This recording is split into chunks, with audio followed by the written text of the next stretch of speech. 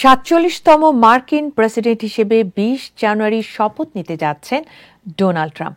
এ শপথ অনুষ্ঠানে আমন্ত্রিত অতিথিদের তালিকায় স্থান পেয়েছেন আন্তর্জাতিক সম্প্রদায়ের অনেকেই।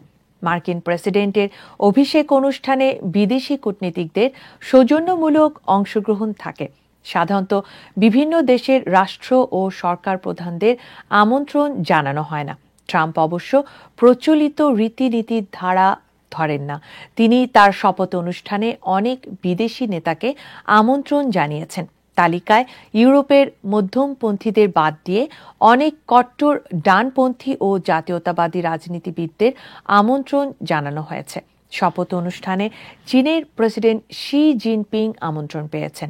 তবে ভারতের প্রধানমন্ত্রী নরেন্দ্র মোদীর নাম নেই আমন্ত্রিত অতিথিদের তালিকায়। ট্রাম্পের অভিষেক অনুষ্ঠানে আমন্ত্রিত অতিথিদের তালিকায় ওপরের সারিতে রয়েছেন ইতালির প্রধানমন্ত্রী জর্জিয়া মেলোনি এবং আর্জেন্টিনার প্রেসিডেন্ট জেভিয়ার মিলেই। রুশ প্রেসিডেন্ট ভ্লাদিমির পুতিনের গুণমুগ্ধ হাঙ্গেরির প্রেসিডেন্ট ভিক্টর অরবানও আমন্ত্রণ পেয়েছেন।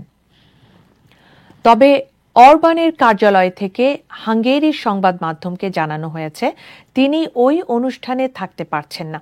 যুক্তরাষ্ট্রের প্রেসিডেন্টের অভিষেক অনুষ্ঠানে কোনো চীনা রাষ্ট্রপ্রধানের উপস্থিত হওয়ার নজির নেই।